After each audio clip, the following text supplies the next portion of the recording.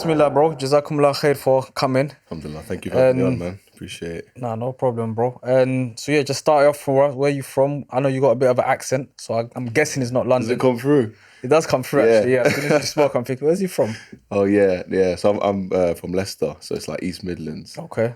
I know for you Londoners, it's like everything that's not London is just north. Yeah. So as soon as you hear the Londoners, Yeah. definitely from. But I feel like the Leicester thing is like it's more. It's not as I'm not out here saying basically and and Is that how they speak? Oh, that's like Birmingham, and then he's like Yorkshire's like Yorkshire, doing talk like that. I'm not talking. I'm not. It's the middle of the country, innit? So so it's got a bit of both. there you go. Because I might be able to say certain words. It's like, yeah, it's fine. And then I might say like bus. Yeah, like, exactly. Okay, Even as soon as you said London, I was thinking, London. Yeah. It's like London. The Jamaicans, Yeah. they have this thing about the other islands, small island. The Jamaicans? Yeah, there was a shop here. There's a brother gone into one of the shops, Caribbean shops locally. He's from Guyana. Yeah, so he's gone in, the lady at the counter, she goes, where are you from? He goes, Guyana. She goes, small island. Guyana's massive. The small Yeah, things. Guyana's massive. Compared to Jamaica? Yeah, massive. Man. But they still call them small island. Yeah, because, there's another perception of Jamaica being big. and known. definitely, And the so, influence. So we're trying to say London's got that London kind of... and Leicester is like small The town. man of the small towns. Small town. Leicester's a sort like I can't even like. What do we have? Like Mark Morrison is from Leicester. Morrison, the rapper. And Mark Morrison. Yeah, you know. Oh, yeah, Okay. he's from Leicester. Come on, people didn't know that. David Attenborough. Okay. Come on. I was thinking the shop. Morrison's didn't the know shop. that. I was thinking the Morrison's the shop. The shop. Oh, yeah. No. I said, okay, starting from Leicester, yeah? That's what I'm saying about Imam, That's what I'm saying about Imam. In the 1980s. You know Mark Morrison, didn't it? No, man. The Return of the Mac. No. Okay, no, man. Imam knows about it secretly. Behind the scenes, there's a different conversation. But don't worry, man. On TV, he doesn't know about that kind of stuff. Yeah, that's my ringtone. I thought he was talking about Morrison as in the rapper. No, he's from East, right? Okay. No, but Morrison, I don't know. Is he black?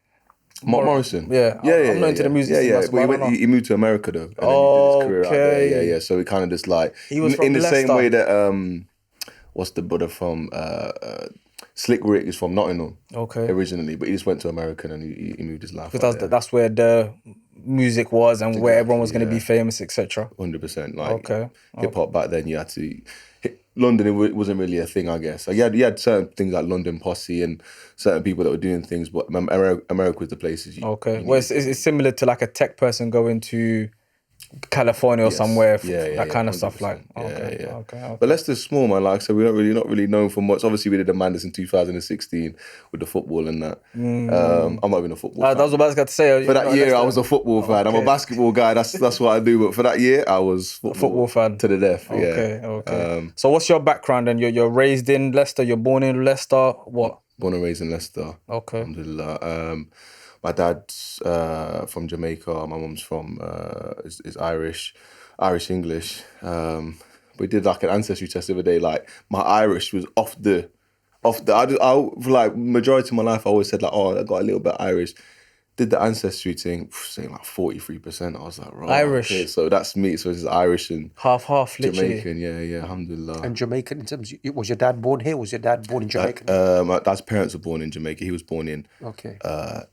I think Leicester, but then he moved to London because he lived in Grove for a bit. Grew up in Grove for a while. Then he was moving all over the place. But they were both reverts. Okay, Alhamdulillah, mashallah. Alhamdulillah. He converted when he was like 19. He was like the first black man in Leicester to be on the dean, and he was like, super open with it, wearing the full thobe. He was wearing the imama, had a stick and everything. He fully went in, and he was known as like, the Rasta that became. Have you asked him why he became Muslim or how? Because that was a long time ago. Yeah, a long time ago. He is, if I'm correct, it's with he took his shahada with I'm just gonna say the name. I think it was the Imam Salim or Jamil from Leicester. I apologise for the people from Leicester watching, but and it was because his grandfather, his dad took his shahada. Your dad's dad. So my granddad, yeah. He took shahada first. Yeah, and he's from Jamaica, but then he moved to Florida. Okay. And I think he kind of went on a thing of like, with the Americans, they're trying to find out, the African Americans trying to find out where they're from, doing the history, doing their research. You're just going to find Islam everywhere. The slaves that were brought over, having to hide their deen and He took a shahada, then my dad did. Met my mom. My mom took it when she was 26. It was 26, yeah.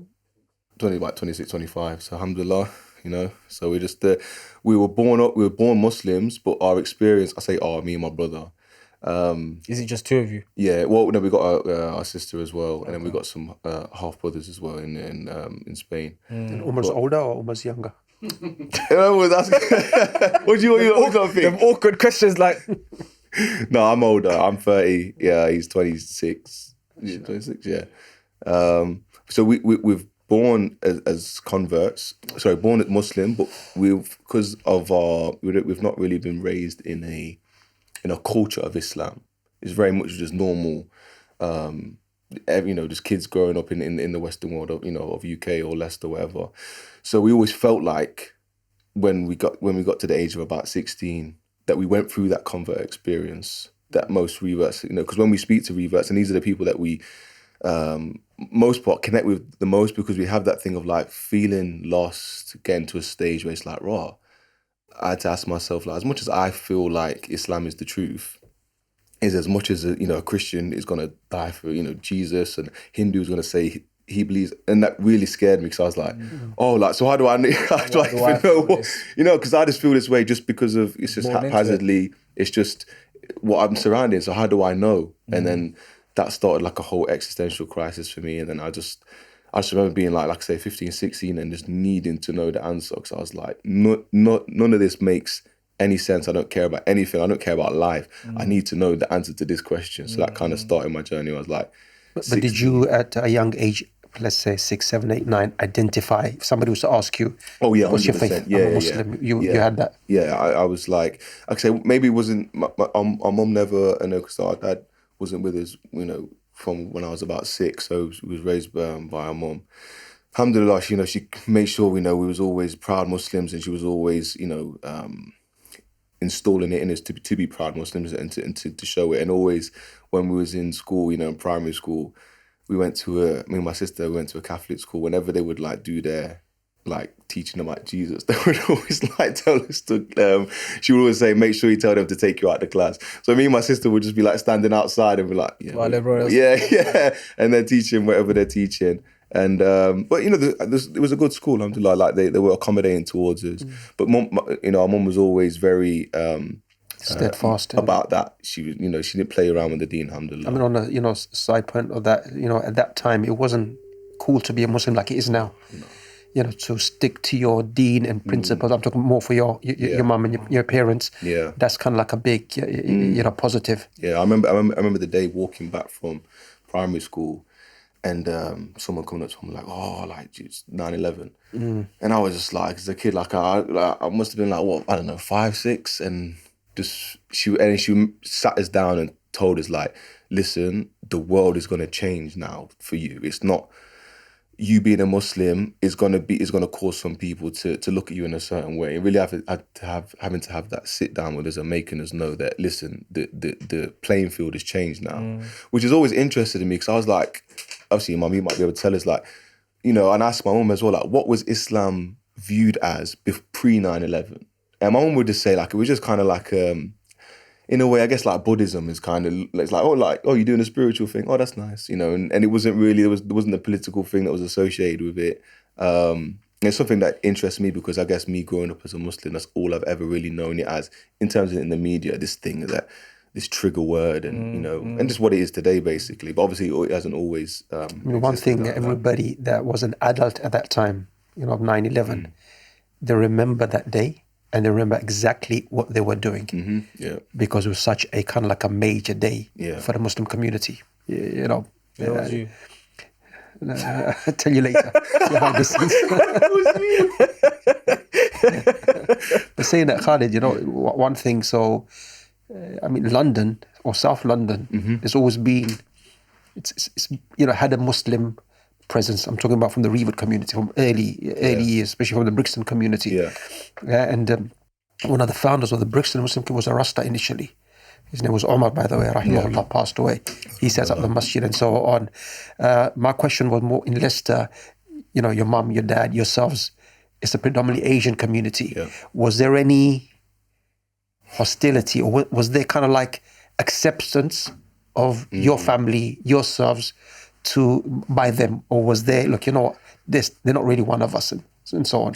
Like racism, basically. Yeah. I mean, I'll never say that it was like, oh, it's the whole community and we weren't accepted by the whole community, because it's just, life is just too hard to generalize like that, and people are too complex and and communities are too complex like that to just say, oh, they're all like that. Yes, we did have a lot of experience of not kind of feeling accepted. I remember I was in a predominantly Asian primary school, because I got moved around schools loads when I was a kid, partly because of my behaviour, but mum was just trying to find us the right place. She wanted us to be around the right people. She didn't want me and my brother to be involved in gangs and stuff like that. So alhamdulillah, she really kind of just broke her back. You can only go to a school in your catchment area. I just remember memories of her just doing the most, making calls, sending emails, doing this, trying to configure this to get us into the best school. But before we got into the school that we kind of stayed in for the majority of our time at school, we was in a school where it was predominantly Asian. And that was my first kind of experience with the Muslim community, because before that it was the Catholic school that we started off in. And I mean, I remember people coming to me and saying, you're not really a Muslim because your parents weren't born into it, so you're not really part of the squad. And I was just like, but even though I knew that, I didn't believe what they were saying, but I guess what it was sowing into me was like, why am I following this deen that's made for Asians? I didn't even know about Arabs back then, because in Leicester there's hardly any Arabs. So for me, it was just like, this is an Asian religion. And I was just like, so why are we following? Because like, I'm white on this side and I'm black on this side, I'm Jamaican this. So where's the religion for them people or for us? Like, and there's also the kind of the problem of not even understanding who I am, because I'm like what we used to be called back then, like half caste. Like you're this and that. So I'm like, wait, so am I black? Am I white? Then I've got to figure out the Islam thing as well. Very confusing. I mean, the ignorance on their part, because look, one, Sahaba were reverts, converts, whatever term you want to use. The bulk of them, they weren't born with Muslim families and so on. Yeah. Secondly, race should never be an issue to say, look, you know what, it's like Malcolm X, Caucasian, where does it come from, the term? Yeah. Caucasus Mountains, Chechnya, Dagestan, and those areas. I never knew that. So when he's gone to Hajj and he's just seen people who are white, black, and he's told American needs to understand Islam, because deen is not based upon a person being white or black or anything. Yeah. Saying that, but on a positive, akhi, subhanAllah, literally every week at the masjid there's a shahada, minimum, 1 or 2. And you can see young, white, black boys coming together as friends. I literally sent this to the Instagram group the other day, didn't I? Said, because every time that I see a shahada on the Instagram, I think I'm like, yo, these man are on it every time. They're just churning out these shahadas. And it doesn't feel like, I'm not going to speak by the way when it were like, it doesn't feel like that kind of, pick my words. They feel genuine. It feels, because this is what I liked when I saw this community, and it's only recently, like within the past 3 to 6 months, it felt genuine. It felt like you guys actually really cared about the community. You guys are on the floor, working with the people, trying to reach out to the people. You're not trying to do it for the views. You're not trying to put, white brother takes your heart there. And this. You don't care about all that. You're just trying to get Islam to the people. And I'm like, yes, I like this, so that's why I reached out and I wanted to kind of be a part of it. The maddest thing with Lucian, though, to be fair, it's not like we go out giving da'wah.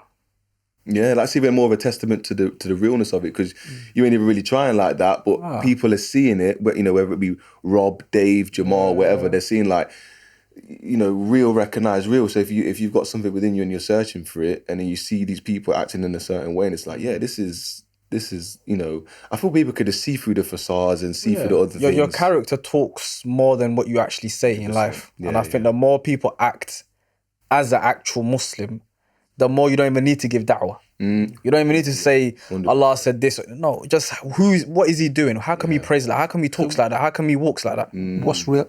Real da'wah is organic. You living with people, mixing with people, and that's letting them see Islam. That's real da'wah. And part of that da'wah is not, judging, but being concerned. The Messenger of Allah, the hadith where he said, look, a man lights a fire and flies are falling into the fire. And the man is trying to stop them from going into the fire. He said, my similitude is, sallallahu alaihi wasallam, people are rushing towards hellfire and I'm vigorously trying to stop them from falling into the fire. So that's a concern, akhi, that I should be. Not a judgment that you have like today where people see a little sign. Yeah. So many people that accepted Islam and accepted the Prophet ﷺ, not because he broke down the scientific miracle of this and it blew their mind, and it was just like, the woman just throwing trash on him every day, ﷺ. And on the day that she didn't throw trash on him, he went to go check on what's going on, and then because she was sick that day, she didn't need some mad explanation and scientific miracle. And I'm not to dismiss those and say that there's no place in there, because there is, but because it went to her heart. I know the blind woman that was cursing him and he was helping her with, I don't know if it was the shopping or something, to go back to her home. And she's cursing him, this man, and he's bringing this new deen and he's breaking up the courageous thing. And the whole time it's him, but he's not saying anything. So Salam, until he brings her to her destination and she says, thank you so much. What's your name? And my name's Muhammad, and then, because it hit her heart, you know what I'm saying? His manners, his etiquettes. Whereas most people would be doing what? As soon as you mention you're talking about me, you know what? Hold your bags, man. Hold your bags. What about you? You're talking about... Serious, that's what it would be though, truthfully, innit? For real. There's no way someone's talking in front of me and it's me you're talking about and I'm going to carry your bag. That ain't going to happen. Hold your bags. 100%. 100%, because... it's not just like real recognize real. Anybody in any... I feel like the older you are, you're used to people, you're used to how human beings are, their nature, their tendencies. So when you start seeing a man moving, or a woman moving very differently, and it's like, well, that doesn't make sense. Why are you acting like that? Or why are you... For example, I've got a good friend called Amir Suleiman, he's a poet from America, and he was saying the people in Hollywood... And he said a lot of them, their hearts have been becoming more receptive to Islam. And he was explaining why. And he was saying, because he likened it was such a great analogy. He likened it to Musa, alayhi salam's story, and the magicians at the time of the Pharaoh, and how they accepted the deen. Because they were the masters of disguise, smoke and mirrors. They knew the thing, everything. So when they saw the real stick turn into a snake, they said, nah, that's real. That's authentic. So for them, they dropped and said, shadow. And obviously the Pharaoh had them killed. He said, but in the similitude, Hollywood, it's the world of what? Smoke and mirrors. They know how to make things look a certain way, and they know that world, through and through. So when they see somebody walking in a different way, they're moving with a certain energy, and they know all about all of the people that put on fronts and facades and this, trying to get somewhere, because that's the world they live in. So when they see something different, is like, okay, this is different. And that's why, alhamdulillah, he's got a really good friendship with Dave Chappelle, that obviously he's Muslim as well, but that's why they're together. Suleiman has a yeah. Oh, mashallah. Because, what I would assume Dave Chappelle can see it within him is like, no, this guy is moving with something different. I want to keep you close to me. And the circles that he moves in, obviously he protects himself to the degree, but like the circles he moves in, they see it within him, mashallah. And I can only speak praises of him. But it's because when you see something different, I feel like the human mind or the soul or the heart, whichever it is, can just recognize it, and then they'll be more inquisitive. 100%. When you embody it, it's easy to see. 100%. And when you embody, facade or,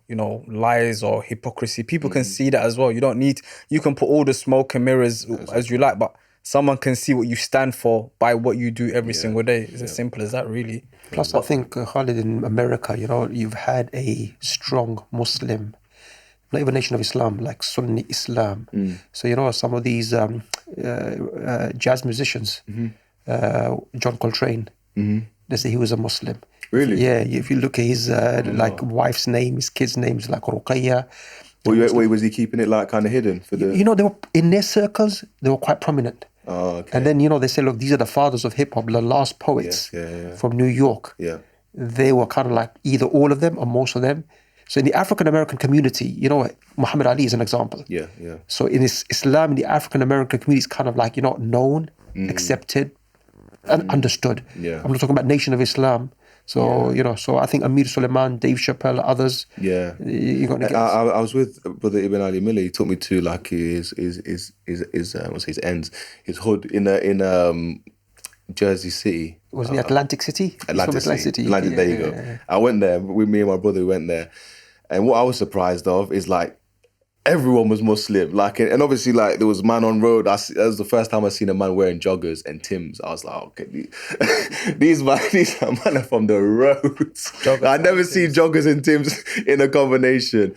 And he's walking through, and then he says, and his name's like, yo, Abdul Latif, yo, what's up, man? Yo, Assalamu alaikum, what you good? I was like, what? I brought this Muslim here. But Ibn Ali, he's explaining to me, he was like, it's because their fathers became Muslim through, the impact and the works of Malcolm X. Maybe, and obviously, the things that transpired after that when Malcolm X was taken out of the picture, the way that the Islamic structure was set up, it became too harsh, so they couldn't really accept these new Muslims, these new African American communities couldn't really accept this, this has got to go in this and this rigidness form of the deen, so it kind of pushed them away. And now we have the sons and the daughters of these people, and they've still got the names, it's still the salam, but it says it's lost some, not to say the whole community is lost, but it's lost the reality of it. And that's a lot of what Ibn Ali Miller is working towards, is returning back to that Sunni tradition and bringing it back in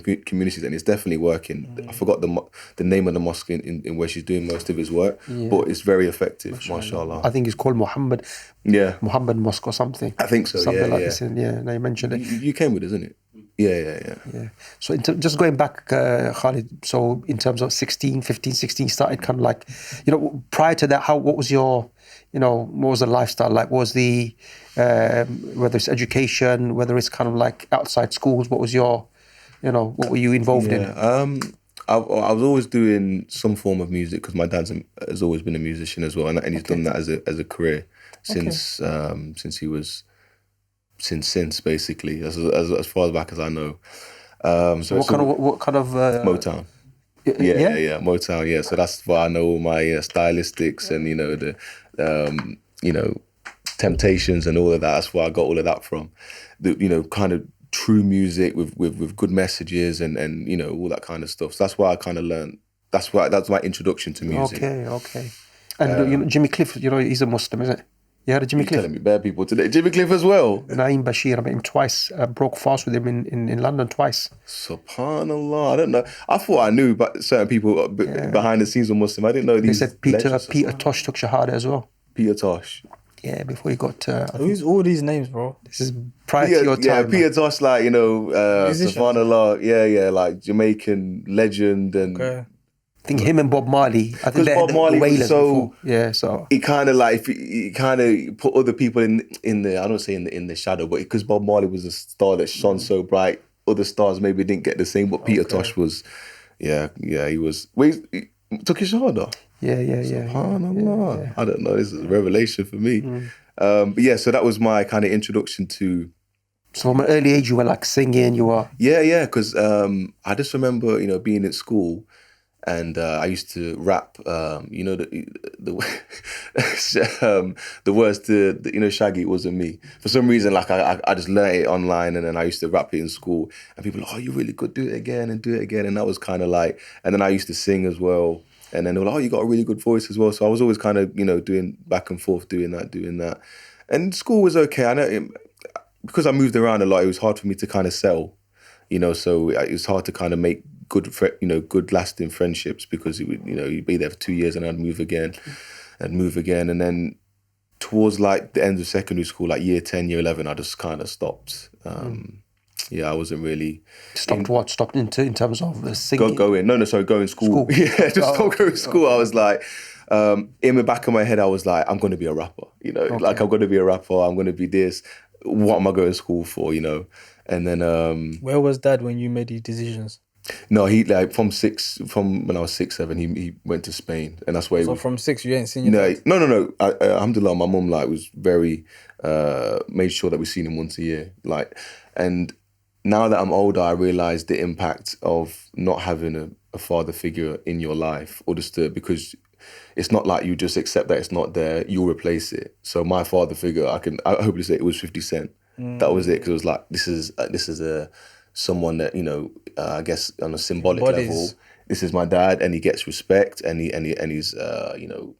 he's big, he's muscular, gets women, everything. It was like the perfect cardboard kind of cut out image for me and what I needed in what I felt like I needed in my life to give me that guidance. Obviously it was the worst. Are you the oldest of the siblings? Yeah. No. Sorry, my sister's older than me. Okay.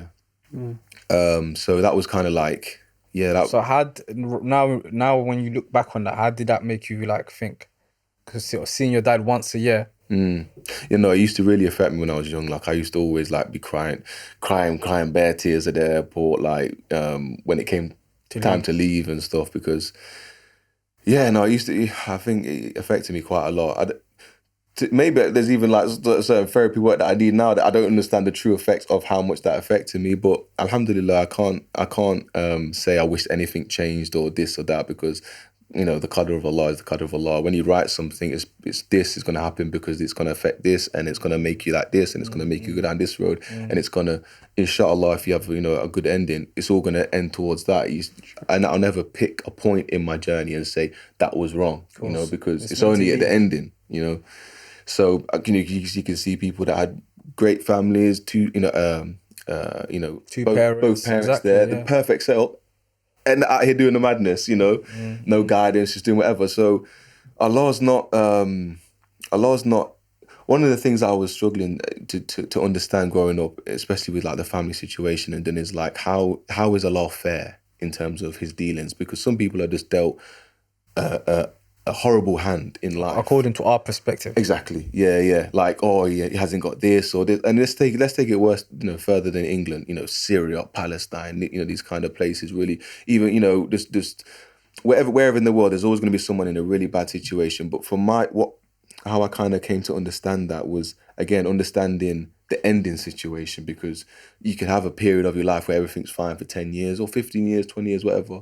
But the end of your life, because that is when everything's counted up and everything's racked and everything's tallied, that's when you see the fruits of what you've done, or the patience that you had in these moments, or the perseverance that you had to get through this situation, and because the fairness is not determined by the rewards you get in this life. 100%. Accepting there is an eternal afterlife, and that is where the fairness, that's where the justice comes to, because that was like, it was all for this, not for this little. I mean, just that look, the Prophet ﷺ, he was in the womb of his mum when his dad passed away, and when he's born by the age of 6, mum's passed away. Around 9, his grandfather's passed away. But look, Allah made him the greatest of Allah's creation. And those, I always say sometimes in the reminder in the masjid, you look at children, let's say, they're orphans, they're different from others. In their character, in their respect, in their politeness, and sometimes Allah's given them something that others who have both parents with them don't have. And as you mentioned, all of that is in Allah's, wisdom and qadr and so on. Certain things you can only get through by going through certain situations. I listened to a Joe Rogan podcast one day, and he was saying, like, he was talking to the guy, I forgot who was on the show, and he was basically saying, like, he's in a really hard situation because all the people and the men that he respects in his life have came from incredibly hard circumstances and overcome mad trials and tribulations. But he, as a father, does not want that for his children. But without trial and adversity, you don't get to become these people. I don't know if you guys are familiar with a guy called David Goggins. He's a Navy SEAL. Like he did his book. Can't Hurt Me.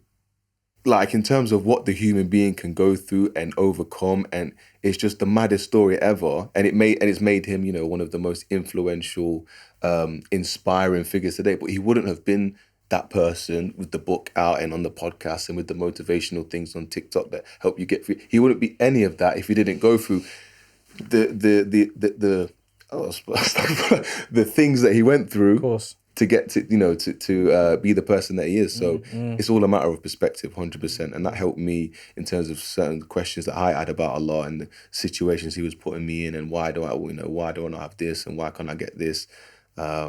As I matured, like, it kind of made sense to me. So you're 11, you're probably about 16. You mentioned earlier on, that's when you started looking a bit more into Islam, into Deen, is that correct? Yeah, definitely. Because I was always into the music thing, always thinking I was going to become a rapper. The majority of the music that I released back then, I think all of it's taken off now. But okay, you released stuff back that early, yeah? Yeah, no, I was dropping music since I was like 13 on YouTube and everything. So I've been doing this for a long time. But then, it was when I was 16. I always had in the back of my head, even when I was like 11, 12, 13, it was just, the more I look at it now, I reflect upon it, it's a really weird, not weird, it's a beautiful thing. I always knew that I was only ever going to be truly, truly happy when I submitted to Islam, submitted to Allah. It was this. I know sometimes I would, in moments I would just sit there and reflect on it, and then it was like a golden haven that I'd made for myself in my head, and I was like, one day I'm gonna go there. Not today though, or not tomorrow, not next week, but one day I'm gonna go there. And I don't know. I can't remember what happened in my life. I think there was a few things going on, but I think one day I was just like, yeah, I'm just done with chasing this and trying to do this and trying to be this person and I just need to submit to. And maybe my idea of what I thought it meant to be submit to Islam wasn't the correct idea back then, but as a general kind of point, it was just submitting to Allah, living my life as a Muslim with fear of God in my heart, and trying my best, stop doing what I'm doing, or at least trying to engage in the fight of, my nafs, not just giving in all the time, doing it all the time. And then one day that feeling just took over. I think I heard a talk, and it was talking about sometimes your heart, you can sometimes it gets really inspired to do good or to make a big change in your life, and then it goes away. And then I forgot what talk I was listening to, and he was likening it to when you start a car engine, and then you get it. It wants to start, but you get a few of them before you flood the engine, and then it's like completely gone. When I heard that, I was like, whoa! I don't know how many of these I got left in my heart before my heart says, and that's why I feel mad. When I see other people talk about like, oh, when I'm this, I'll take the deed seriously. 40, when I'm 50. Like your heart might be done by that point. There's so much thing that you've accumulated and you've not done any tawbah for it, and you've not your heart's dead. Like you have no control over when that moment comes. The only hope you have is in the moment when you realize it and you're reflecting upon it and you think, okay, I'm in a position now to make a move, because you don't have, tomorrow. I recently lost my uncle, rahimahullah. He took his shahada, alhamdulillah. Like he was a skinhead back in the day. Like my head to toe tattoos. This is the Irish side. Yeah. Okay. Mashallah. He was a full and then he accepted the deen, alhamdulillah. May Allah bless him and give him Jannah for those. From the day of his, from him being diagnosed with cancer, wallahi, of all the stories of cancer that I've heard, it is the fastest deterioration I've ever seen in my life. It was like what you say, 8 weeks? From being told. I got a little pain in my stomach, and it's been a bit to me and my brother doing his janazah. That was the first janazah we ever did. From that, the other day, and was chilling and was chatting with him and did it, and telling stories about this, and it's gone now. Subhanallah. And it's like, so I don't know where people think they've got this concept of time left. Like, subhanallah, like. Did someone, influence you towards, okay, look more into your deen? Was it a friend, a family member, somebody from the Muslim community? Was that your own decision yourself? Yeah, I think, like I said, my mum always kept it alive in some respect, whether it be when Ramadan would come around, whether she'd always, do her best as a mother, but, one mum can only do so much. But alhamdulillah, she did everything that was possible. But with me, I guess they were just, again, these moments would just come where I just go on YouTube and I just like type in lectures and I just like sit there and watch them. And the feeling that I'd get from it, I was like, no, this is something deep. Like, why am I getting this feeling of just pure peace and just bliss and then I just forget about it, then I'd move on. But whenever I'd want to feel that thing again, I'd go back to it and I'd go through about 4 hours of lectures back to back to back. So it was always kind of in the background. I was playing with it back and forth. And then, around 16. And even though when I'm saying 16, when I decided I'm going to start taking it seriously, like, it was only till I was like, 21, where I was like, I was fully done with it. Because I was still going out, I was still raving, I was still being with people that I shouldn't have been with and doing things and selling things doing all of that. But that was just the battle part. So now I decided to actively engage in the battle of like, I'm going to do this, I'm going to make Tawbah. I'm going to try and pray, I'm going to go to Jummah, I'm going to try and do these things. Because before I was just like, what do I need to pray for? Like, it's not that deep. Like, and then something happened and I was like, okay, from now on, I'm going to pray one time a day. Just, I can pick whenever I want to do it, pick any of the 5 prayers, just pick one and just do it. And then I just... You don't have to say, but what is the significant thing? Because for most people, when they usually change and do a U-turn, there's usually like a significant thing. A parent dies, something happens. It's something. It's never just, I just want to change. Yeah, you're right. Do you get what I mean? The reason I don't really talk about it a lot. I mean, I have spoken about it before, but I know there's people don't really. When you start talking about like, oh, I met God, like I can't really explain it. Like it sounds a bit weird, like what you're trying to say. So I just keep it to myself. But you know, I was at a rave in Leicester, at a place called Street Life. It was a house and garage rave. I remember everything about the night. I was smoking something. I was smoking a lot that night. And then I remember I was in the car. I was in my car, and I had a friend in the back, and then he said, "Oh, you know, I think I must have asked for another spliff or something." And he said, "Oh, you're not ready for this one, Kelly. You're not ready for this one, Kelly." I said, "Pass it, man." He's like, "No. It just be." I don't. Looking back at it now, he was really trying to tell me something, but like, he was like, "No, you're not ready for this one right here." And I was like, "Oh, just give it, man." Whatever. I smoked it. We've gone in, and then the music's like, obviously. Why are you dying? He knows the story, yeah?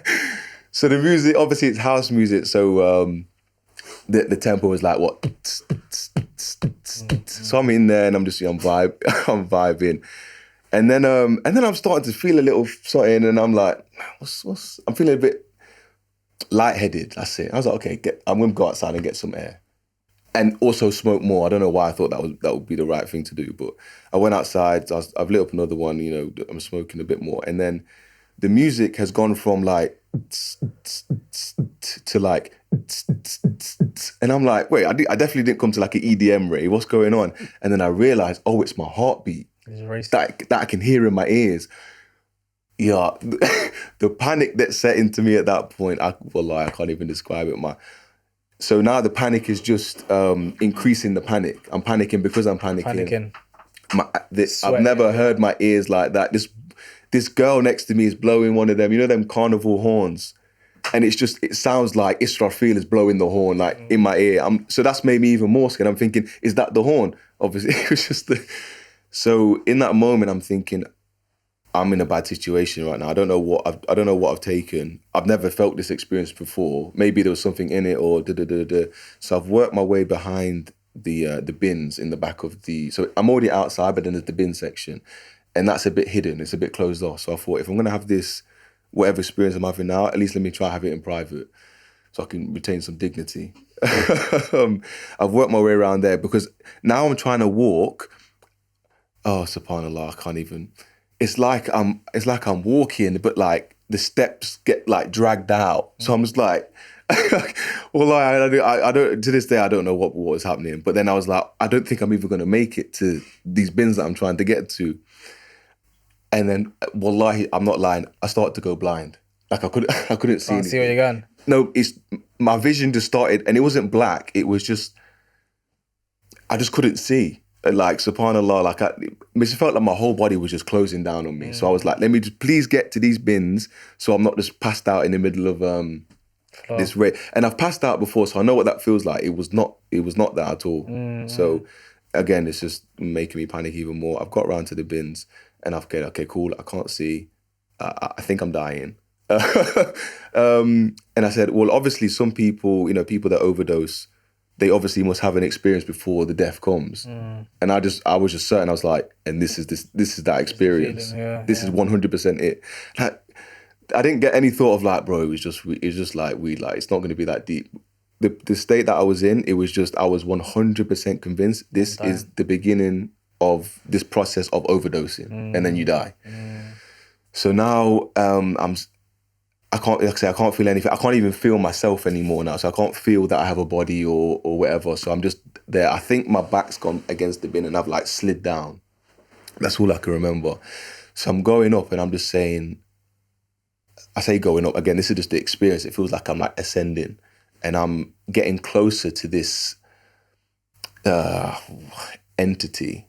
It's really hard to explain. And I'm getting closer, but I don't want to go to it yet. I'm saying because I know it's not a good state that I was in. Like, this is not the way that I wanted to go. I know I wasn't meant to be in this rave. I wasn't meant to be smoking this. I wasn't meant to be doing all the things that I'm in the state. I'm not ready yet. Like, you know, I had a song where I say, you know, Ya Rabbi, send me back to earth one more day. I felt like Allah gave me a chance, like I was going. I said, Ya Allah, send me back. Wallahi, to this day, I feel like that wasn't me just saying, thinking of the story and da-da-da. It's like Allah sent me back to earth because I was like, it felt like, you know, whether or not the reality of the thing was that I was actually dying, it probably wasn't. You know, it's probably something else. But the feeling was my still there. subjective experience of it, which you could argue was the most poignant thing because that was my reality, whether or not it was actually happening. You know, this is what I was experiencing, and it was enough for me to be like, whoa. One thing that was certain for me, I know there's something else than just this reality that we live in, the dunya, and that was a big thing for me to have. I needed to have certainty that this just wasn't it. You know, that was made clear on that day. I was like, there's something else, not because it's been proven to me, you know, mentally or you know, scientifically, because I'm looking at it, I'm experiencing it. You know, I think the Arabic word is it dhawq, taste. Yeah, you can have somebody that studies honey and knows all the properties of honey and knows what honey tastes, know what the properties of honey in different countries are. But if that woman has not tasted honey, you don't have no idea what you're talking about. You can have all the information and all the facts and the figures. If you have not tasted honey, you don't know. And that is what the Arif is the one who knows Allah. You know, I'm not saying in that experience like I came to know Allah, but I was definitely, what's the word? To witness, like I was in that state of like, I'm not saying this thing is in entirety, but I'm seeing something that is not dunya, it's not this, it's not me, it's again. As I'm pleading with Allah, please send me back, I'm not ready to go out like this, please. I start to feel like, I thought it was like pins and needles, but it reminded me that I had a face. Because in this situation, I have no concept of myself or even me being. I'm just witnessing. That's all I could describe it. I'm just witnessing what was going on. Then I started to feel something, and then it started to feel like rain, and then that was like the best moment ever because I realized, oh, it's rain. Or I remember rain because it was raining outside, and then I felt wet, and then I thought, why am I wet? And I felt, oh, because I fell on the floor, and I'm thinking, oh, I'm coming back. So far, like, unless you've had a near-death experience, whether it be literal or just whatever, if you've had a subjectively near-death experience where you thought, khalas, it's over, and then you've been given another chance, I feel like in the time it may not feel like a gift or like a blessing. Wallahi, that was probably one of the biggest blessings of my life because at that point it gave me the foundations to move from there. Because I don't know how old I was there, maybe like 20 or 21. I was like, okay, I know what I know now. Now I can move with a certain bit of certainty in what I know, or not even certainty, with a bit of confidence. So you had doubt before that, you'd say? 100%. And you know, a lot of philosophers say doubt is integral to faith. Because you got people out here that you can just see them, they don't doubt nothing. Like, yeah, I know this and I know that. And you think, right, like, you know, Imam Ghazali, like, 10 years he left everything. Like, he'd reached the heights of scholar. He was known as Sheikh al-Islam and, you know, where he was from. And he himself was like, I'm just a hypocrite. I just know the laws, and I know that I don't know the reality of what it is. He had to leave for 10 years. He would be cleaning mosques, and his students would be like talking about his work, and they think he's just the cleaner, and they're arguing, and they're making a wrong point about, no, he said this, and he's just working on himself. But it was that doubt that he had, and it was that 10-year journey that he took. That kind of, alhamdulillah, my thing didn't take 10 years. To embody what he was writing about. Yeah, basically. So you have to know it's the dhawq, it's the taste, because you could just talk all the time about the facts and the figures and this and that until you know what you're talking about. And it's possible, it's 100% possible to achieve yaqeen, to achieve certainty, and may Allah give us all that, because it's a beautiful thing. Saying that, Khxled, so you were about 2021. There's something somebody mentioned, I don't know which age, but I think there was a documentary. And in that documentary, it mentioned that you're either in a choir or you're going to become a choir singer or something like that. What age group was that? That was a lot earlier. So that was just before I started to really like kind of stop going to school. and kind of skipping school with certain people and just So around 14, 15, 13, that kind of stuff. it's like 12, 13, 14 because Okay. they were there for quite a long time. It's in secondary school, yeah? Yeah. Was there something to do with the So BBC or something? So yeah, it was a BBC documentary, and the choir master was called Gareth Malone. So he came into our school, which is a boys' school, and it was known as like a rough school in Leicester or whatever. And his thing was I want to make these boys sing, in a choir. None of us, because everyone was rapping back in the day. Everyone had bars back in the day. I don't think anyone in the world didn't have at least an 8-bar back in the day. To the choir master, he saw that as like, well, you have an interest in music at least. Like, I can use this. So we didn't enter the choir singing like classical songs or anything. So it became like a beatbox choir. So we were taking like more, say, modern contemporary songs. I think the one that we performed at Royal Albert Hall was a mashup of "Stand By Me" by Benny King and "Beautiful Girls." You actually performed it, yeah? Yeah, at Royal Albert Hall.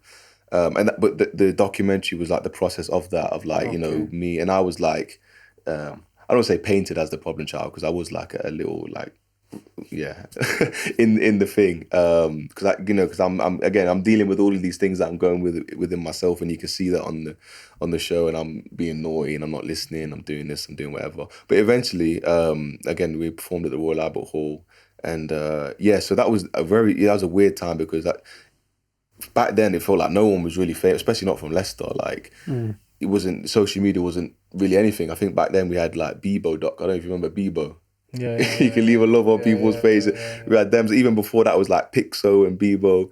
But then like I say, it's images and all that stuff. It's blown up. And then so from a young age, I was used to, not on a mad scale, not on a crazy scale, but just being noticed or being recognized maybe like once every 2 days, whatever. Someone say, "Hey, knew that boy off." Whatever. Then we went on a few BBC things from that, and then performed at some places. But that was in hindsight now, looking at like my career and where I'm at, I could see that was like, from my perspective, that was Allah training me to be used to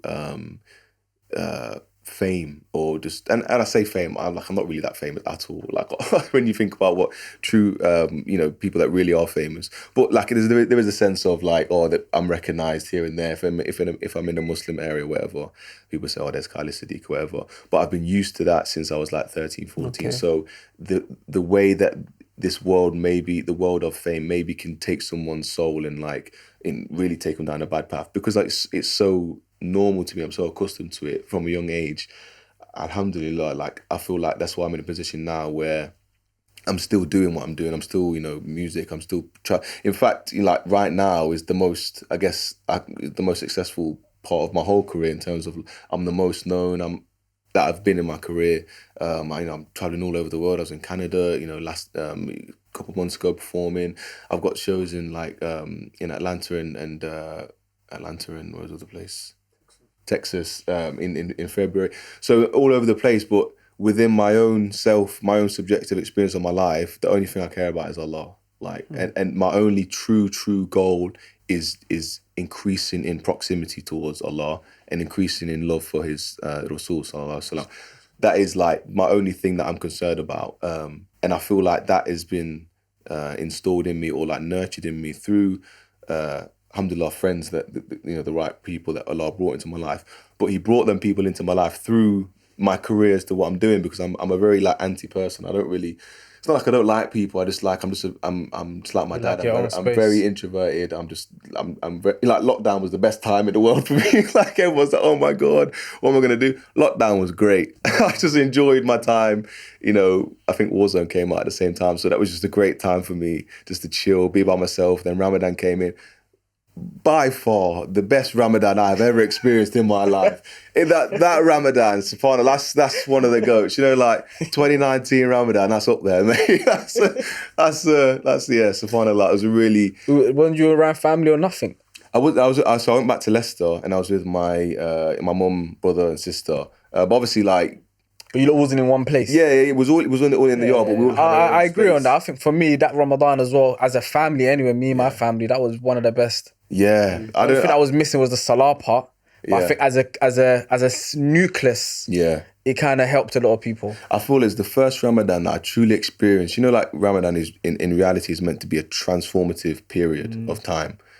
Like I felt like, this is really changing me. Like I was really on my learning my Arabic. I was learning my Quran, like to understand it, not just memorize it. Like I really wanted to understand it.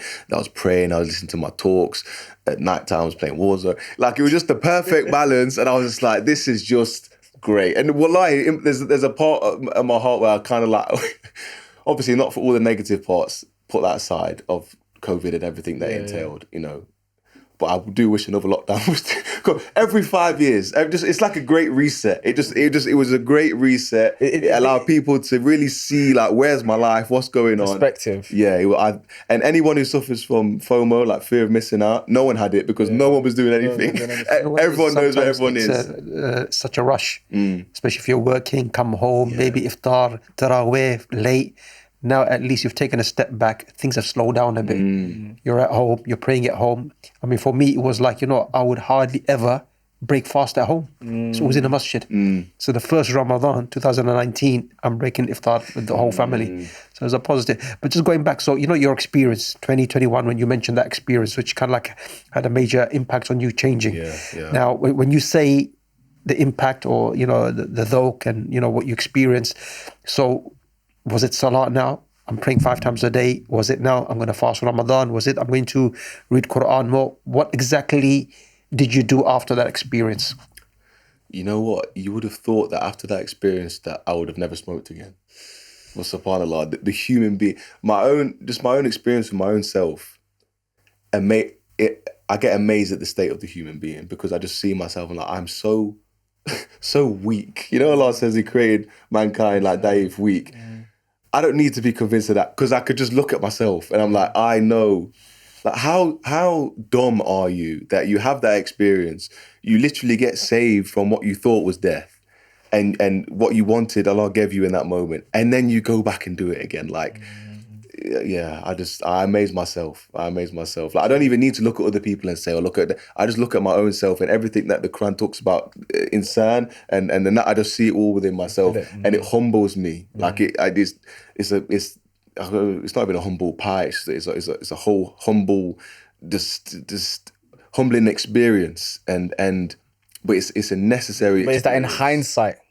In the moment there, did that humble you then, or are you talking about now? It humbled me, but that's how quickly people forget. That's how quickly man forgets. Like Allah talks about, the people that are on the sea, and start feeling the waves, and then that's when they call out and they said in that moment their faith is what is pure, is for Allah. And me, when I experienced, please get me out of this situation. On turbulence, on that there plane, me and Allah, we're just. There's nothing that can break my faith in Him, did it? Because I have anxiety anyway. When I'm there, 30,000 feet in the air, subhanAllah. Please get me down. It's not like heights. There's nobody can help me except you, Ya Rab. The way this plane is shaking, please, I'm praying. The salawat I'm sending is just true. The prayers I'm sending is pure. It's just, everything's great in that moment. As soon as them plane touched I was like, what, not bad? You know what I mean? It was all right, wasn't even that scary. And then it just comes back and then I'm just like, subhanAllah. But that's the state of the human being is like insan, the Arabic word, it obviously comes from forgetfulness. So you forget to pray and you may forget to do certain things. But it's not just like forgetfulness on that scale. You forget the reality of you and Allah. Slave and master, servant and Lord, and your reality of weakness and His reality of strength. All these things, forget. Alhamdulillah, that's why we have the prayer to remind ourselves of these realities, and that's just the basic level. That's just Allah giving us a gift in a way, because that's what the salah is like. I know you may not remember 24 hours a day.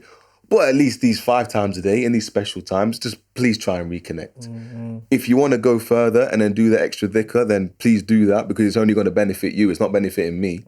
And I feel like if you really ask yourself, any moments where you've truly felt peace, bliss, serenity, whatever in your life, you were probably in a state of ibadah. You were probably doing something good. Maybe you was in umrah, maybe you was doing something good for your mom, but you was in a state, and for the sake of Allah, in those acts of ibadah, when it's you and you're connecting with Allah. So why would you not do more of that? You know what I mean? Like, it's like, I just, if you're going to the gym and you're working on your health and, I feel better, I'm drinking water and this feels great.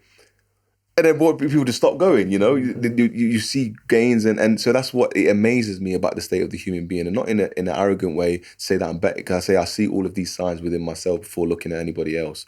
But then even in that is a humbling experience, because I realize I don't have the power to do anything of myself. Even the prayer itself, like, who gave me the power to stand, like to use my legs to stand? Allah gave it me. What words am I using? They're Allah's words. Who told me the positions into how to is from Allah. The water that I used to make the wudu is from Allah. What part of the prayer is ours? It's all Allah. So humbling. And then I feel like the more you kind of deepen and reflect on just what may seem like passive moments in your life, or just nothing that's of any significance, you realize no, it's all Allah. It's all Allah. There's no thing, I can do this, because I feel like that's the reality of shirk, is associating partners. Like, oh no, I can do this by myself, and then there's Allah. It's like, where's this you and Allah? Where's this, like, he has no partners. He needs no help. He's not, anything that you think exists in and of itself to say that it's self-sufficient, that is now a partner with Allah, because everything is relying on Allah. Everything only exists because of Allah, because of His will, for His permission to do so. So the more you reflect on that reality, the more I reflect on that reality, it just humbles me. Did you start with that experience, started reflecting in this way? So you mentioned you might have some shortcomings, but you know what? I started to understand that, look, this is the existence I have with Allah Ta'ala, servant, Lord, slave, master. I'll be honest, I was working at a care home, but just before my music career took off to a level where I could do it full time, I was working in a care home with young adults with challenging behaviour and autism. And I used to do nights sometimes. So on the night shift, I was just like, it was something that was very easy, because it was like I had a good relationship with all of the kids there. And there wasn't all kids, some of them were older as well. But I would just, I'd just be on my laptop, watching YouTube. And if they ever came out of the room, then I'd do whatever I need to do the ironing, do the cleaning. Once that was done, it took about an hour. So I just spend the night. And all I would watch was like, atheism versus Islam, and Muslim destroys Christian in this debate, all this kind of stuff, because it was a fear that I still had. I needed it still to be certain that I understand there's a God now, and this is 100% true. And now I need to work out what is the right way, because all these people are claiming different things. And then I was doing a kind of a search, because even though Islam was still the thing that was most within me, I felt like the type of Islam that I was presented with, I don't know what it was. It wasn't anything of like, I just don't like it, so I'm looking for something else. Something just wasn't quite clicking. Yeah. Who presented it? Just the kind of the I would say, what was the popular, if you typed in like Islamic talk. Okay, what was the most common narratives being thrown at, basically? It's not necessarily a narrative that this was wrong. It was lacking something, and I didn't know what it was. So because I was like, well, this is correct, and I agree with that, and that makes sense. I was like, so what is missing then, or why do I even think that something is missing? And then it was when someone broke down. I forgot who it was. He broke down to me the hadith of Jibreel alayhi salam, where he explains, Islam, Iman, and Ihsan to the Prophet sallallahu alaihi wasallam, and it's a very popular hadith, so I apologize for repeating if you've already heard it. But you can say it. Whenever around someone of knowledge, I don't want to really. You're on the floor. Carry on. Well, I apologize for this butchering I'm about to do of this hadith. But so this man approaches the Sahaba. They're sitting with the Prophet sallallahu alaihi wasallam, and this man approaches, and they're noticing that he has jet black hair. His clothes are incredibly white, which is rare at the time, because and they notice that he's not from this land, so which is strange, because if anyone's coming to Medina at the time, they're going to have signs of travel on them. This person, no signs of travel, looking immaculate, and comes and sits directly in front of the Prophet sallallahu alaihi wasallam, knee to knee. And then he asks, so I'm thinking, why am I even saying this hadith? Because this is the hadith when it got broke down to me like this, which made me understand what that lacking thing was, what the thing that was missing was. I didn't know what it was. And he said, what is Islam? And then he said, obviously, Islam is the 5 pillars of faith. This is, and what then came to be the study of fiqh. This is like religious law, So I was like, okay, that makes sense, cool, And then he says, and then tell me, like, I know, and as the Prophet ﷺ is answering, he's saying, yes, you spoke the truth. Obviously, Sahaba getting vexed, they're thinking, who are you to tell the Prophet ﷺ you're speaking truth? Who's this guy? So they're not really saying anything. The man is confirming everything that the Prophet ﷺ says. He then says, that's correct, which is annoying the Sahaba, or is confusing them, because they're thinking, who are you to say that what the messenger of God is saying is true? Obviously, it's true. And then he says, what is Iman? And he explains, the 6 articles of belief, believing in, the prophets, the angels, the books, the qadr, the good and the bad of it, everything. Now this is about beliefs, and which then became to be, the science of Aqidah. So, because, Christians believe in Allah, Jews believe in Allah, but, the way that we believe that they believe is not right. That's why, belief is important. Like, what do you believe? What do you believe about Allah? Do you believe that Allah has a son? Well, that takes you out the fold of Islam. So I was like, okay, I understand this. And then, the Prophet ﷺ says that. He confirms what he says is true, to the annoyance of all the Sahabas again. Then he says, tell me about Ihsan. And he says, and I always felt like what the Prophet ﷺ said next was different to the explanations of the 2 things before. It was very much kind of regimental, the 5 pillars of Islam, but the 6 articles of belief. It's very regimented, good explanations. But it was like there was something weird, not weird, but different about it is to worship Allah as if you see Him, and if you don't see Him, know that He sees you. I was like, and this strange man, confirms that that's the truth. And I think there's one more part after that as well. He says something about, and he said, what can you say about the hour? When will the day of judgment be? Yeah, and the one asking has no more knowledge, and the one being asked has no more knowledge than the one asking. Asking, correct. And then the signs of the day of judgment. Yeah. Oh yeah, the signs of the day of judgment. I forgot what those were. So this conversation ends. The man leaves. I think it might have been Umar radiallahu anhu said, like, who was that man? Yeah. And then the Prophet ﷺ says that was, Angel Jibreel, and he came to teach you your deen.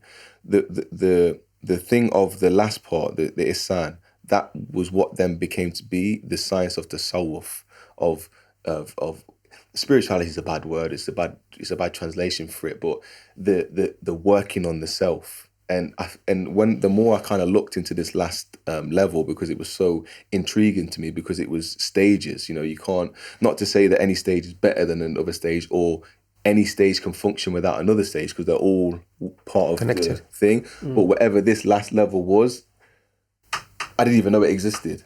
So I was like, maybe this is the thing that whatever the Islam is presenting me, there's a lack of this, because, and I guess, when I'm saying words like dhawq and taste, these are the realities that, that it's talking about. So that it was that hadith there that set me on that journey of trying to understand what is tasawwuf, what is this side of Islam. I don't want to say side of Islam, like this part that I have little to no knowledge of. And how does it, incorporate into Islam, and how does that come into Iman?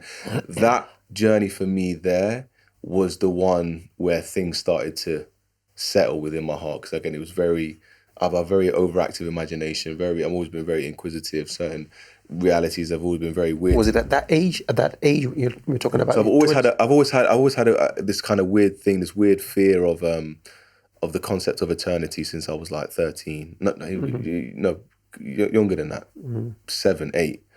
I remember one time I was just sitting in a. I used to sit, I was a weird child, man. I used to sit in wherever I was or lie in bed, and I would meditate on what it would be like if I didn't exist. And it would really scare me. But I'd have to meditate and really think about it, really reflect, until I got to the point and it almost felt like I didn't exist. And then I was like, what a horrible reality to not exist. Like, because there's just nothing. There's just nothing. There's not even a thing to be nothing of. It's just nothing. You're not there to witness that. So I would do that at a very young age, and I'd get myself worked up into these weird states. And that would just kind of develop as I got older. And then I used to use it as an escape. When life got boring and I was whatever, I would just sit and think about, not necessarily if I didn't exist, but just the concept of existence. Like, we all exist now in this room because Allah chose us Allah willed for us to exist. We can't turn it off now. There's no going back. There's no unexisting now. Whatever the reality is, even, astaghfirullah, like, even what the atheists say, because they say, at death, lights go off. So that means it's off for eternity now. It's gone. Where's the energy gone? Yeah, whatever difference, religion or this, the existence is going to be some form of existence somewhere, and that, from my mind of very young brain trying to understand life and dunya and all these things that I've known, it was very like I don't know. It was like I don't know if it was damaging, but it used to really mess me up. I used to really think about it, and it almost shaped my character as to who I am today. Because I'm just a very deep. I don't think about the same things anymore, but they're just different things that I reflect upon and go really deep upon. Alhamdulillah, I have more guidance now because I have sheikhs that are that are aware of these realities. And of course, there's no reality that or anything that the Prophet ﷺ didn't understand and know, and that's why it's important to find somebody rather than just finding someone off of YouTube and let me find this sheikh. If what you're trying to do is connect to the words of the Prophet ﷺ, so how are you going to get there? You study with somebody that studied with somebody that studied with somebody, and there's people out there that can name you name for name and work that way all the way back to the Prophet ﷺ. That's a deep reality that I forgot what the Arabic word is, that of the chain. Silsila or sanad? Yeah, I know there's that in relation to hadith, this person narrated it from this, but in terms of like taught, like this was this person's shaykh, this was this person's shaykh, and they can find it all the way back. Because the verse of the Quran where it says about the ulama are the inheritors of the prophets, and obviously the Prophet ﷺ was a prophet, so it begs the question: so which ulama are the true inheritors? Because it's like we have people that say they're sheikhs these days, or claim that they're these people, and some may say they're not, some would say they are, but like how do we define, or how do we what's the word?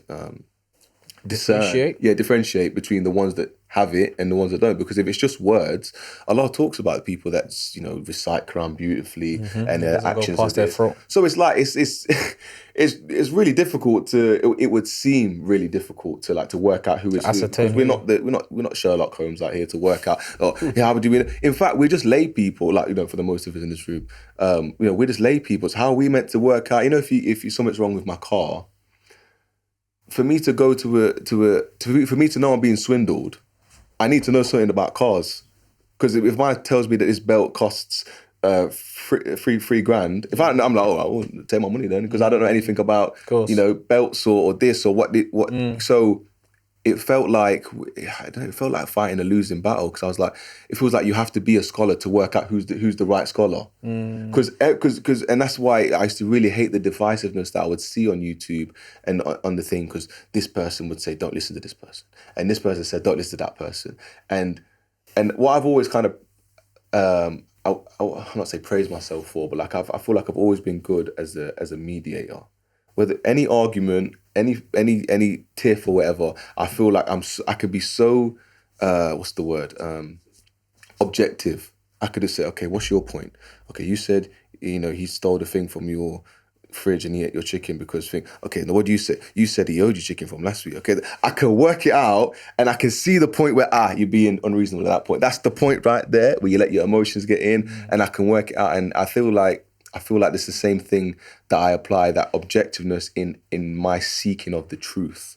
But did that come in early, like you said, concept of ihsan that you were speaking about, and also, let's say, at that early age, finding someone to be able to assist you, guide you towards your relationship with Allah Ta'ala, or attaining that ihsan? Was it that earlier on, or did that come much later on? Later. Much later? Or much later, like when I was like 20, 21, where that particular journey of searching for ihsan now, because before I just needed the Islam, maybe around 16. So the journey started at 2021? Yeah, roughly about that age, yeah. Okay, and at that age also, did you find someone to assist you in terms of, give you a direction? Yeah. That early? Yeah, around about 20, 22, 23. So it started in 21. I was looking into it myself, understood that in any field, there is the concept of a teacher. If you would not let somebody operate on your body, and where did you learn? I watched a couple of videos, and bro, I've read every book on eye cataract surgery. You're in good hands. It's like no. Until you get the go ahead from someone that learned from someone or a group of people. So that's how we work in the dunya. Why would we put the salvation of our afterlife in somebody that just, that's why I was so kind of strict upon, like, no, I need to really know that this person is the right person and is connected to the Prophet ﷺ, because I can't get to the Prophet ﷺ physically, So it's like, so how do I get to his words? How do I get to his teachings? Sallallahu Alaihi Wasallam. So yeah, maybe when I was like 22, 23, I found that person. So, you alluded to it slightly before. I think it connects with you. So from what I've heard, in terms of, one is, in terms of, okay, so you getting into your career, you want to speak a bit about that. Did you sign up with a label? What happened? Now are you, your own, kind of like manager and so on. So that, we'll come to that shortly. But in terms of, you mentioned, you looked online and people are just saying, don't take from that person or that person. How did that affect you directly? That's one. But linked to it as well, I think I heard that maybe you were some way mistreated by, let's say, Muslim brothers and so on. So if that is the first bit, and the second bit, in terms of if the second bit is also correct, how did you feel? Especially, we're supposed to be a family. Yeah. Right? You might differ with me, but you know what? Don't mistreat me. Don't bite me. Can you allude to that, inshallah, please? Okay, I'm going to try to remember everything you said. The first part about seeing the divisiveness online. That was really kind of hurting me, because it felt like it was really difficult to find the true source of it, because this person says, someone that whoever you think is your guy, and then you listen to him and everything, okay, cool. If he says don't listen to this person, and then you go over to that person, listen to him, and then this person start making some points, and then you think, well, and he says, well, you shouldn't listen to him or his sect or his belief or whatever. It's that the reason it was annoying me, because I was attributing that confusion to God.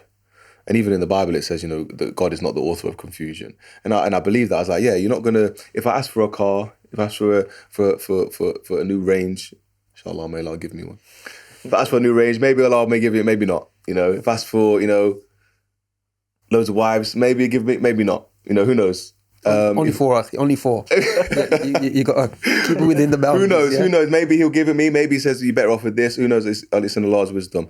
If I ask for a certain amount of money, maybe not. All of these things I can't say, Allah, why didn't you give me? Because I understand. The only thing at that time where I felt like, Allah, if I ask you for guidance, guide me to you.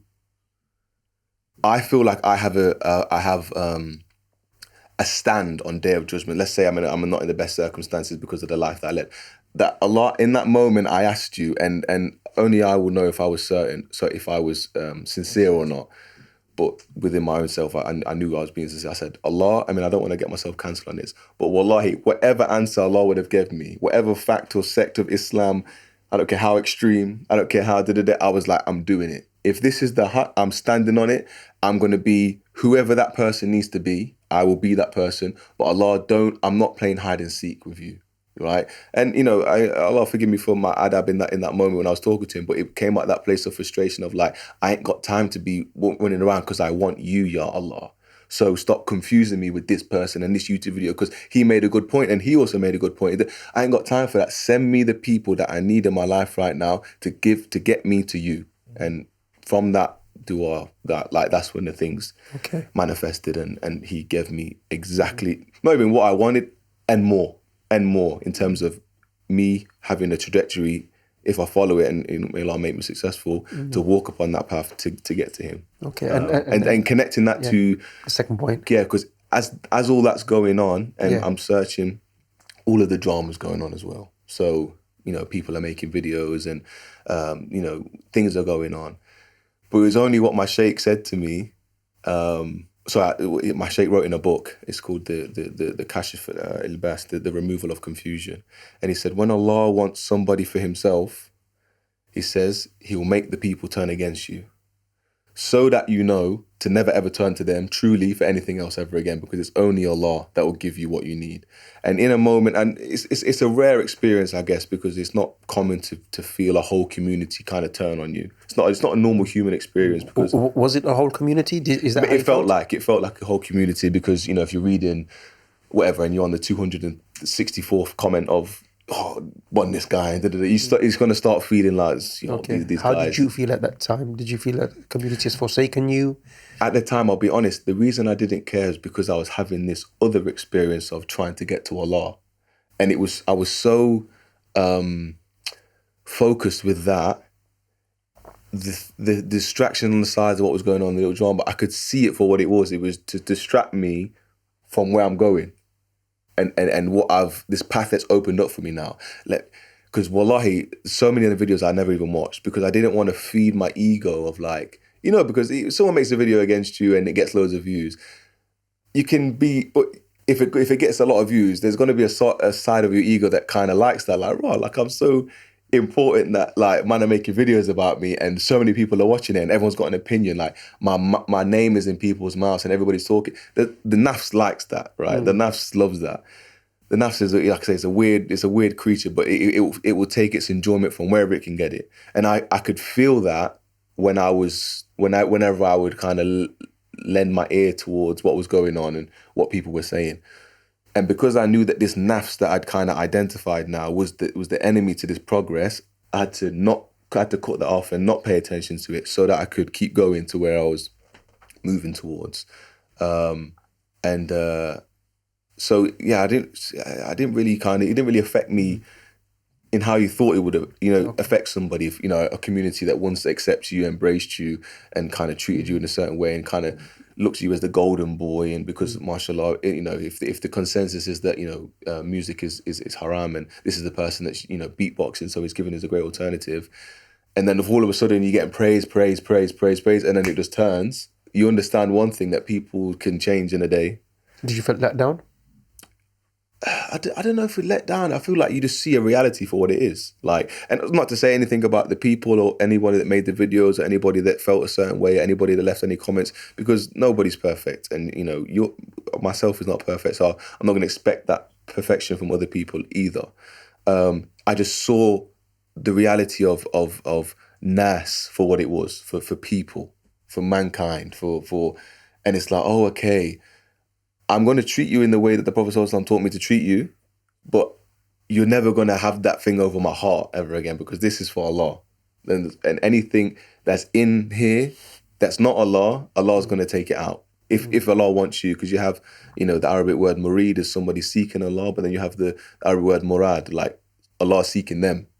And if Allah is seeking you and he wants you for himself, for whatever reason, he wants you, he's going to remove anything that's in the way. I'm not to say that I am that person. I pray that I become that I'm somebody that Allah seeks. But the way that I saw my life going and things that were happening, I was just removing everything, everything that wasn't him, so it could only be him. And I would know that it was only him. And I would only ever turn to him. And I would only ask him, Iyaka na'budu wa iyaka nasta'in. I would only seek his help and I would only call to him. And that was him placing the reality of the Tawheed in my heart. Like, I may ask you for a drink of water. I may ask you to give me a lift home. I may ask you for something, but it's like, it's only Allah that I'm really asking. Yeah, in reality, the deeper reality of it. Just one more point on that, Khxled. So, Allah Ta'ala speaks about Musa alayhi salam. Yeah. And Musa alayhi salam, when Allah tells him to go to Fir'aun, he says, look, let Harun go with me. Yeah.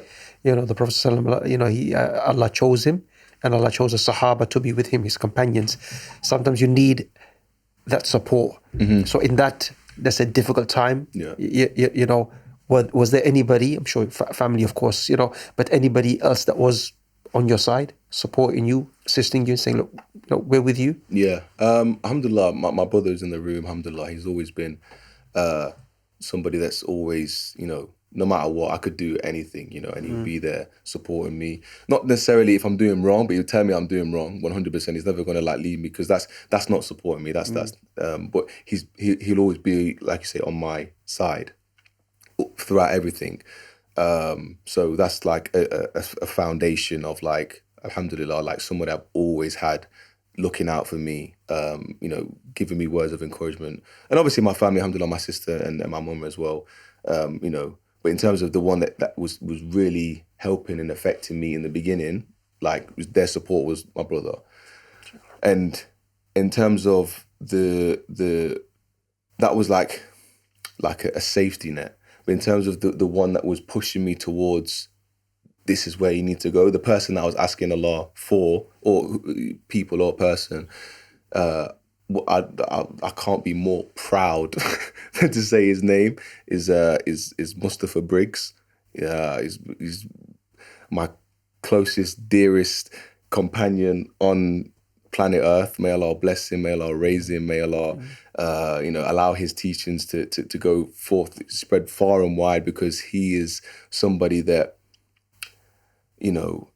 I was not born in the time of the Prophet ﷺ, so I don't know about that reality as to what it would be like to be in his presence ﷺ, or to see what it was like to live the deen and to truly be about it, because I don't know what it is for myself. I can only imagine. But being with Mustafa Briggs that showed me that reality of somebody that dedicates their life to the deen, dedicates their life to the Prophet ﷺ, in following him, in aiming towards him. And for me, it was just the perfect person that Allah could have sent me, because Allah knew I might not relate to somebody that was a bit older than me. Allah knew I might not relate to someone that wasn't in the same culture as me, maybe not in the same. And the fact that it was just this random 13-year-old boy from Camden, and he used to he had the normal life that we would live. He used to rap on the roads, he used to do this, but there was always something different about him. I only met him in 2017, but his story is fascinating. Never played any video games. That's just weird from the get-go. Like, what do you mean you weren't playing no snares, you weren't playing no this, What was you doing? I was reading books. Who's reading books at 30? Yeah, I was just reading about the history of Africa. And like, who does that? And he wasn't Muslim in the beginning. And then at 13 years old, he connects with a scholar from Senegal called Sheikh Hassan Cisse. Did a lot of work in America, specifically in Atlanta, I believe. Very, very well known out there. And he just started emailing him because he was interested in Islam. And then the Sheikh was emailing him back. They actually never got to meet. He said, I'm going to send you my brother, and then you can take your shahada with him. He started to travel to Morocco, just learn Arabic, like just by going frequently. It wasn't like we enrolled him on no course. He just learned Arabic because the majority of his teachers were from Senegal. He started to go to Medina Bay in Senegal, just learnt Wolof, just by talking. Language? Speaks Wolof now better than people from Senegal. They say to him, like, you speak it better than us. And now he's teaching and he's doing his thing on social media. He's Caribbean origin, isn't he? No, he's from Gambia. Gambia, okay. Gambia and Nigeria, yeah. Sure. In terms of what he's done for me and taking me to it made me understand what a true teacher is. It's not somebody that they say, like, a true teacher shows you where to look but not what to see. And that was the reality that he kind of showed me. And he said there's different levels, there's different teachers, there's different sheikhs that you can find. There's the sheikh that's not real, and that sheikh will point you towards himself. Only listen to me. This is and he just points you to himself. There's the sheikh that will just like a lot of those on Instagram. Yeah. I mean, obviously, like, we won't say we won't say any names. We'll think a lot of chefs on Instagram, bro. Top G's and that. May Allah help us all and help us find guidance and help us to rectify ourselves. But yes, that unfortunately, that they exist. The people that are just listen to me, don't listen to him, and only listen to me because then now I can control you. That's you don't want to be with that sheikh. There's the sheikh that will just tire you out. That's the sheikh that points you towards yourself. So work on yourself, and you do this, and if you do that, and fast this amount of days, and you're just your preoccupation is just yourself. I need to do this. I need to be zuhud. I need to be abstain from the world. Allah's not even in that thing because just all yourself. And he said, but then there's the true sheikh, and the true sheikh is the one that points you towards Allah. And then it says that this is Allah, and that was that thing where I was mentioning before about there was something lacking. That kind of period of my life from like maybe 22, 23 to now at 30, that was the missing thing for me. And I'm still learning. I'm still diving into that ocean. And even as I'm diving into the ocean of the last reality we was talking about, Ihsan, it's made me come back to the first set, just Islam, just prayer, just zakat, just hajj, just these things that you think, oh, this is just the basic level. No, because the gems are hidden in what you think is just like, oh, this is just, no, it's not just that. But sometimes you got to go all the way in and then you return to the beginning. So even the beauty of it sometimes, as you were reminding me of that hadith, is that notice how the Jibreel alayhi salam asked him of the stages and how he ascended. It didn't descend. It ascended.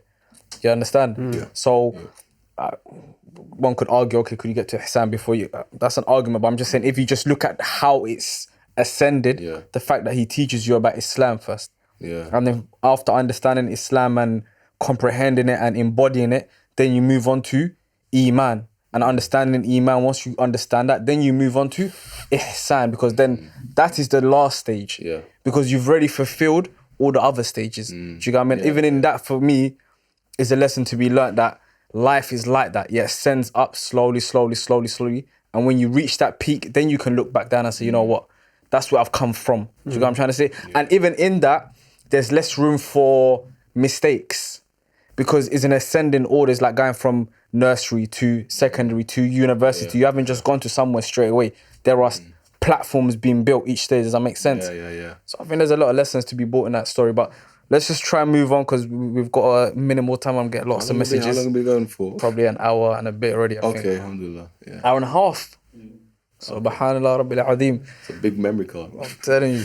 So moving on, we've heard, mashallah, a lot about your changes, but let's move on to say 25, 26. Now, how's life like that? So you've started to practice, alhamdulillah, obviously ups and downs like any part of faith. You've gone through that situation where you said people was talking about you or whatever. What's the steps after that? How's life changed for you then? I think, life got interesting because that's when my career started to really take off. Started traveling the world, started seeing, Muslims from everywhere, Australia, America, South Africa,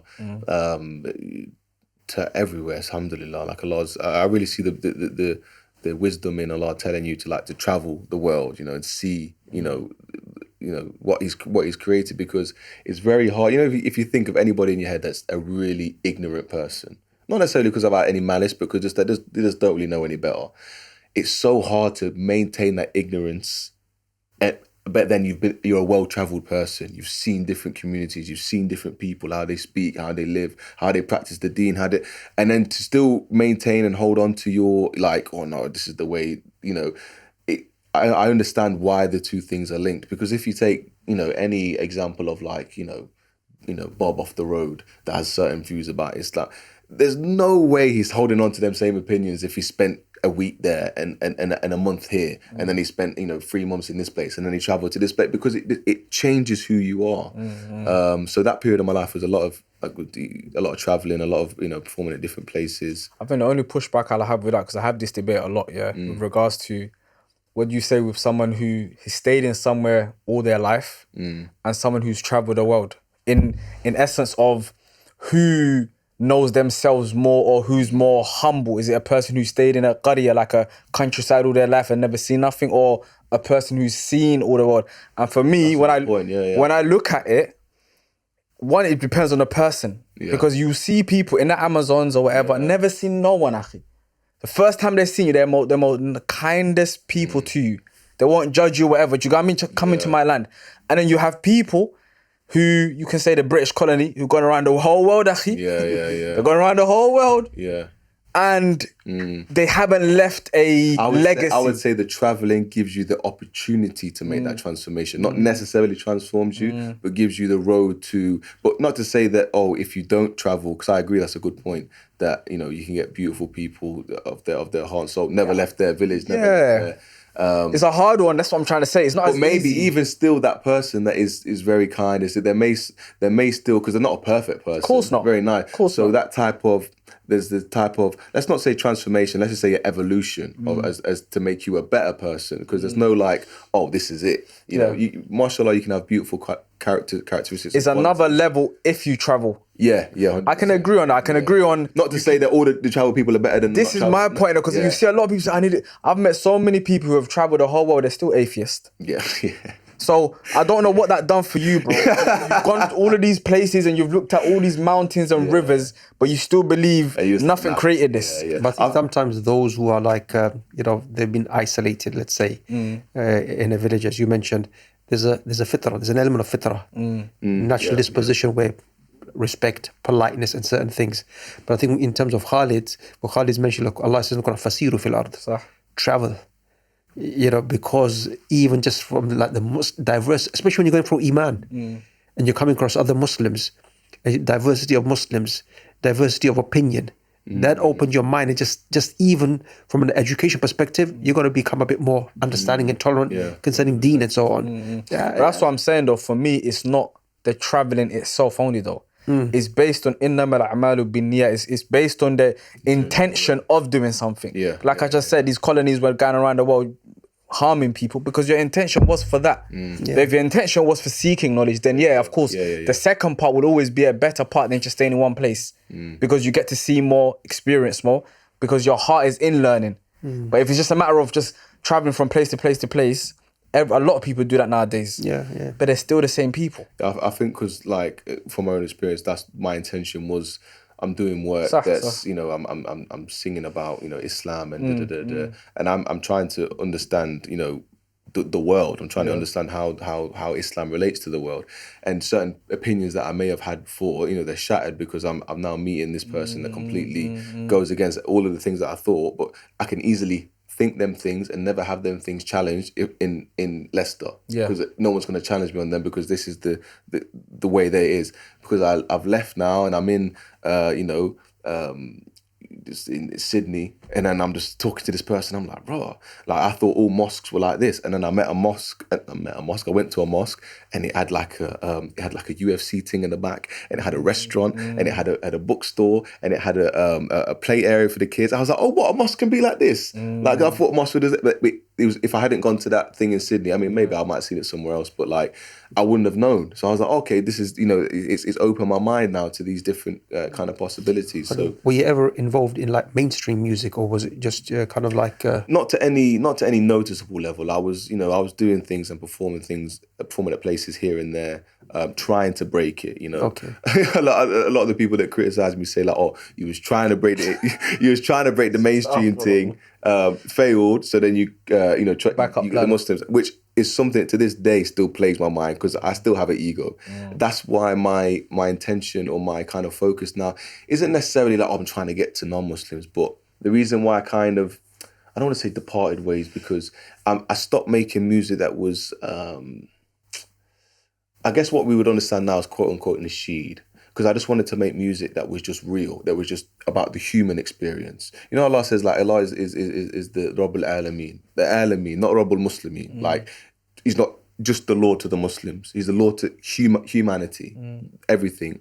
I was like, if I'm saying things and I'm writing songs and I'm saying words and this, and only Muslims like it, or not like it, but like connect with it, I feel like I'm doing Islam a disservice. Because let's take Bob Marley, for example. Undeniably a Rasta, right? No one would ever think, oh, I don't know what, he might be a Buddhist. Like, undeniably, every second line, man's chatting about Jah and this and that and Rasta this and that. But no one for a minute would think, oh, I can't listen to this because I'm not a Rasta. He made it in a way, and it was just talking about Three Little Birds, right? And everyone can relate to Three Little Birds outside your window singing sweet songs. There was not like, oh, no, it's not really for me. Like, by that line, I don't feel included in that. I don't feel like he's talking to me. So whenever you feel like you're not being dressed, the natural thing is to, turn your attention away. So my aim was not to necessarily depart from the Muslims, because like, alhamdulillah, they're the reasons, my support as to why I'm in this situation today. But I didn't want to become a puppet in a way, like, okay, whatever you guys want to do, I'll do. Because in reality, but the amount of pee that I lost by doing this, using musical instruments, taking this different direction. I'm not going to say wallahi because I don't know. I'm very certain I'd be a millionaire today if I didn't do it, because I had it. Like, everyone was booking me. The price was just going up, which seemed every other 3 weeks it would just go up. From the Muslim community, from the Muslim community. But all around the world as well, because my product And I see it as a product because the fact that I was like thinking of it in that way, like, this is great, I've got this great image, I only use beatboxing, and I've made this loophole where I could just be everywhere and I could do it really well.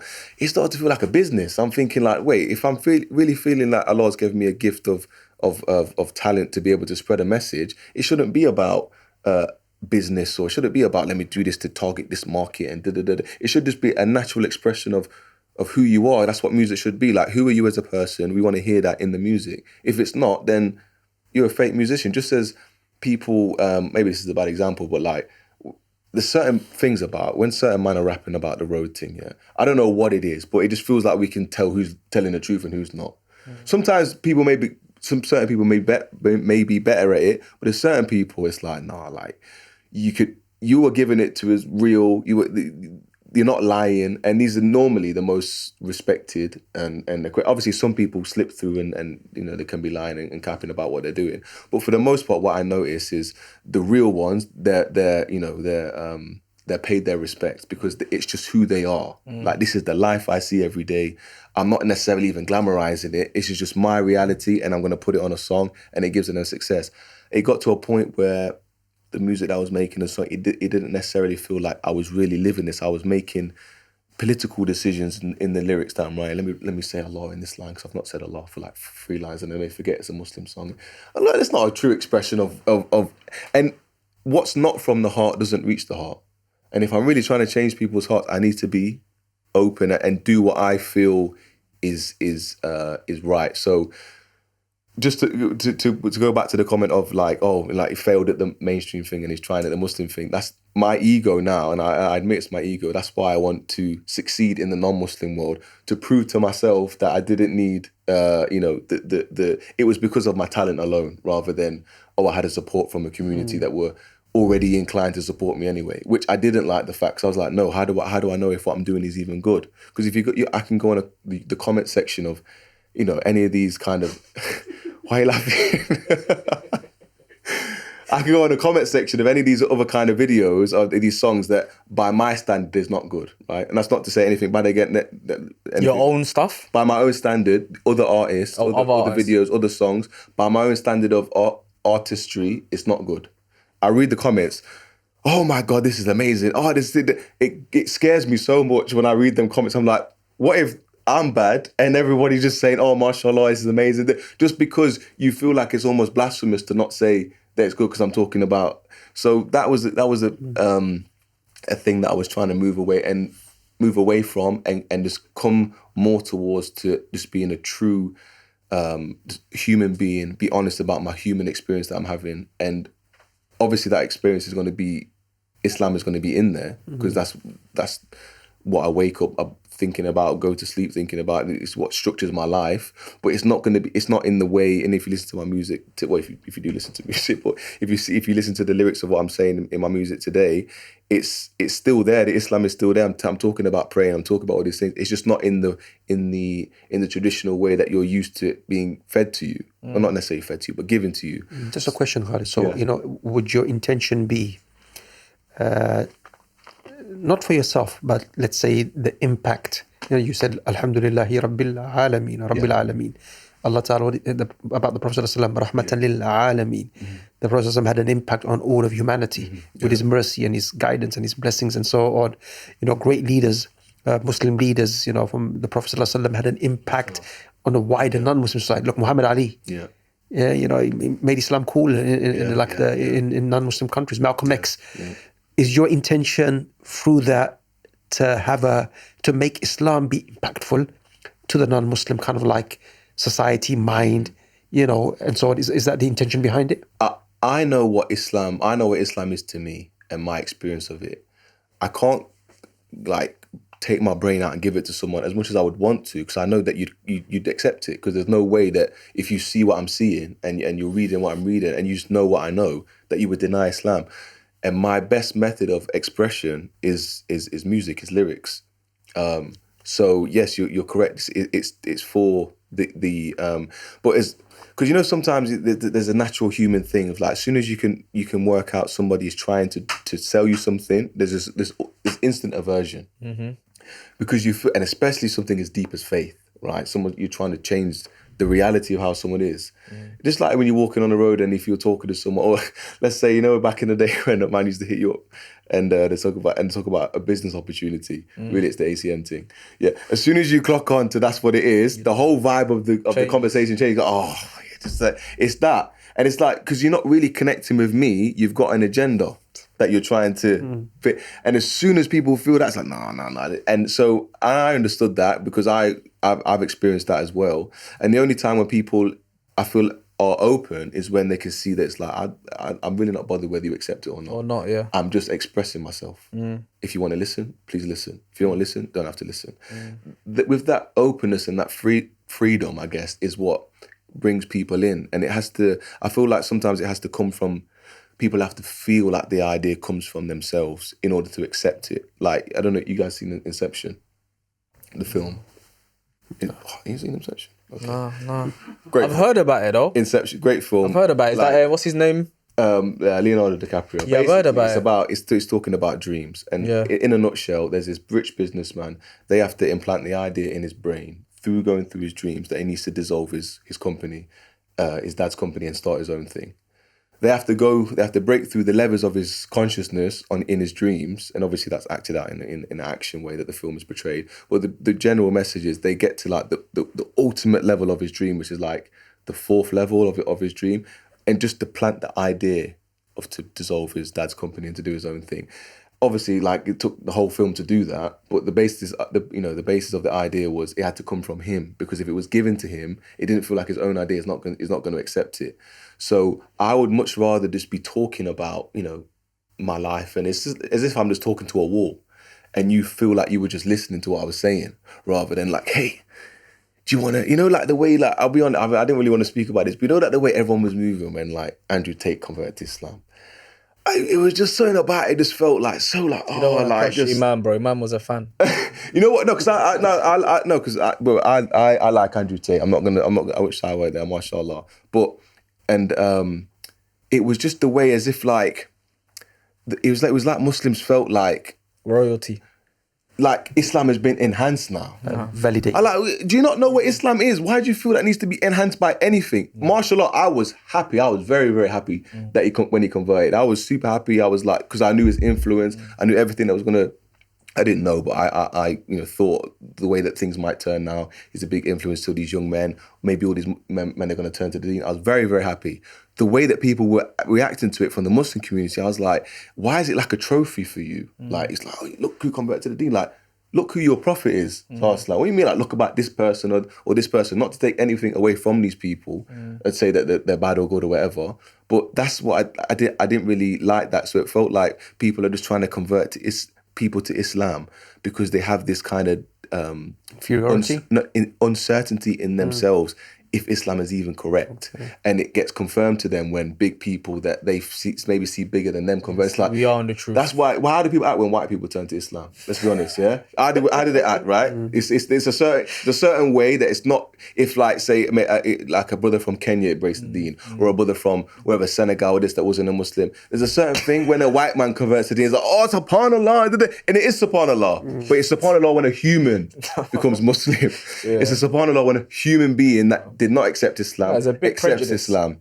I don't care who it is, right? Obviously, I could be happy because I can think about the potentials of what happened, but it's not a trophy thing. It's not like this thing. So that me talking about that mentality. But that says more about the people. Sadly enough, yeah. Like Imam said, it's a big inferiority complex. Yeah. When you look at if a white person becomes Muslim, you're like, walillahi alhamd, like yes. Yeah. Do you get what I'm trying to say? Or this Tate brother becomes Muslim, mashallah. It's like. Yeah.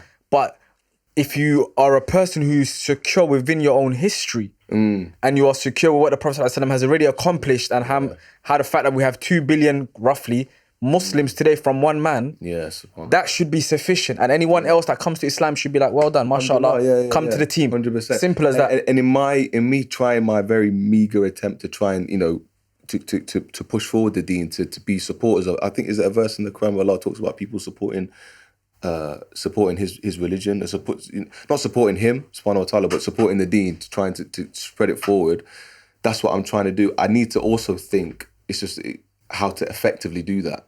So if I'm seeing things that it's not effective when people feel like you're doing it for a reason other than just this is what I believe. And if I would be very happy if you believed it as well, but I want you to believe it. I don't want to just get you in so it's just like I got a shahada today. That's why, mashallah, when I seen what you guys were doing, that was the only time of all the shahadas I've seen online and whatever corner and this that people take a shahada and this.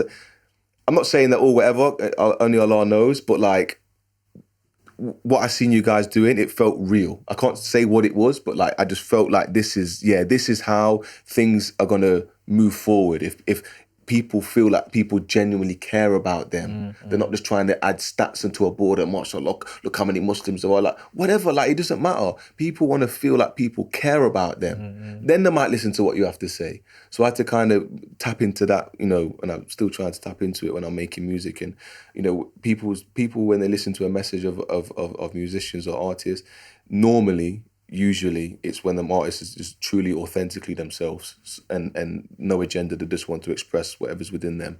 So that's what I'm kind of trying to do, and not with any kind of agendas on the side, trying to target this market, trying to do that. Just express myself and let Allah do what He wants to do with the results. Personally, some of the stuff I've seen, you seem like a very, mashallah, like gifted individual when it comes to lyrics and voice. Mashallah, may Allah bless you with it. May Allah help, and aid you in helping others with it, because everyone has a skill in life, and I truly believe in that. No human being has been afforded life without Allah giving them a purpose. There'll be no point. So Allah has given you the reason to stand in this world. You have to find it. Every human being has to find it. You found your one. May Allah, like all of us in here, make you use that for something that is positive, and that you can use on the Day of Judgment and say, Allah, I've done this for you. So Allah bless you now. We'll try finalising, inshallah, because we've gone way past our time. But you are where you are today, alhamdulillah. We've gone through a decent amount of your journey. At this stage of your life, what is it that you would say maybe a key note or a key point that you would pass on to other people that may benefit maybe? Subhanallah. Allahumma salli ala Muhammad wa ala Muhammad. I would say don't lie to yourself. Do not. It is the most destructive path you can ever go on. You may be lied to people. You may lie to your mother. You may lie to your partner. You may lie to your kid. You shouldn't do it. But one thing you should never ever ever lie to is yourself, because when the truth starts to get mixed up in your head because you're trying to justify certain things, you're trying to justify certain things that you do. If you're doing wrong, just look yourself in the mirror and say, I'm doing wrong, right? It's gonna be such a more productive and more likely path that you're gonna be able to get out of that if you have that, I guess what they're calling it today is like that extreme accountability. If whatever stage you are in life, wherever you are, if you can just look in your mirror and just accept it and not lie to yourself because it feels better, because no one likes to live with guilt.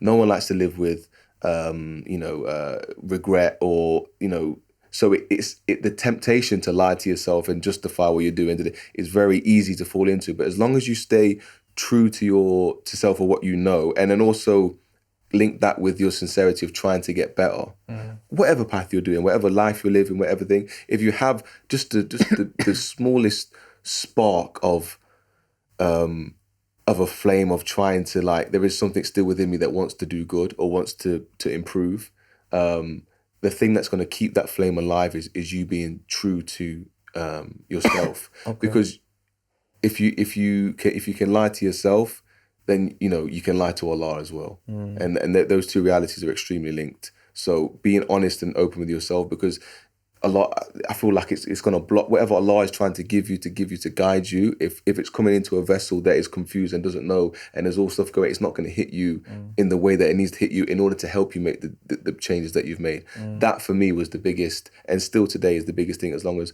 whenever I'm doing wrong, I know I'm doing wrong and I accept I'm doing wrong. I don't try and water it down. I don't try and say, oh well, I didn't have my dad around. No. I'm doing wrong.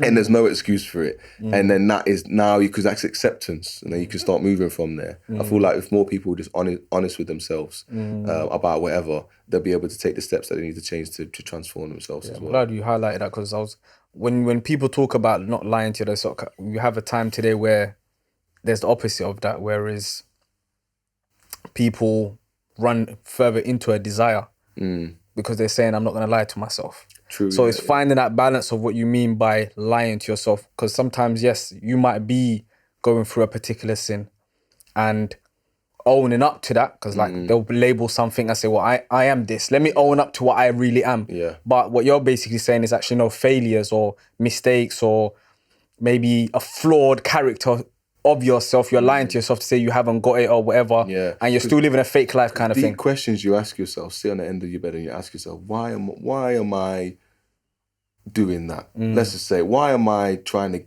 be with as many girls as I can? And then you might say, as the first level of answer, oh, because I just like girl in it. Okay, but really why? Well, it makes you feel good when I'm with a lot of women. Okay, why? Well, it kind of gives me a validation that I've not really had for a while. Okay, why is that? And it's the honesty that will allow you to ascend for them questions. And then you can get, this is what therapy is, what therapists do. They get to the, my brother was telling me there was a teacher that was telling him that was like, most of what people are talking is just all decoration. It's all icing. And the people want the cake. You got to go to the center of what the issue is, and that's where the good stuff is. That's where the transformation can take. But if you're lying, you're not going to get past all of the facade and all of the icing and the glitter and the decoration that you try and say like, oh, why'd you do that? Oh, just because of this. Or why'd you sell this? Oh, well, did it go to the root of it? Crux. And you're only going to get to the root of it through honesty. Just be honest with yourself. It's a very interesting journey. I recommend anyone do it. Sit there on the end of your bed, wherever situation you're in, and just be honest with yourself. Why am I doing this? No one's going to laugh at you because it's only yourself. But just be honest with yourself, because then you're going to get closer to knowing who you are. Because if you don't know somebody, if there's lies, Of course. so don't lie to yourself, and then you can transform from there. Umar said something similar. Umar radiallahu anhu, when he said that hasibu anfusakum, like take account of yourself before you take into account. Before you're taking into 100%. account, and waznu a'malukum, and put your deeds or weigh your deeds before Allah weighs it. You get what I mean? So, and I think that's it's a key thing for people to take away, is that to do self-reflection much more often. Yeah. And to ponder over that and to benefit. So barakallah feek for the advice. Jazakallah khair. It's been very beneficial. I think it's probably one of the second ones we've done a 2 hour. Oh, is it? Oh, sorry, man. We got to do this a 2-part one. 2 hour lecture, but alhamdulillah, I think it was very beneficial. I hope the people enjoy it in their homes, and inshallah we'll catch everyone on the next one. Wassalamu alaikum wa rahmatullahi wa barakatuh.